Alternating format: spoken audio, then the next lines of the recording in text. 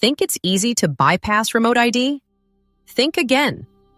When the Federal Aviation Administration, or FAA, introduced the remote ID rule, many online claimed it would be easy to bypass. But is it really that simple? Remote ID is like a digital license plate for drones.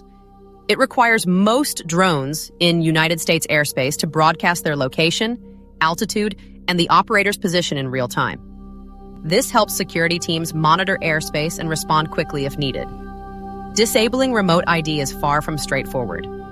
Manufacturers must integrate remote ID transmitters into drones, making them a core part of the system. Any attempt to tamper with these systems can trigger fail-safes. Building a drone from scratch to avoid remote ID requires technical skills and a deep understanding of drone technology. Customizing firmware to disable remote ID demands advanced programming skills and risks making the drone inoperable. Most off-the-shelf components already include remote ID features.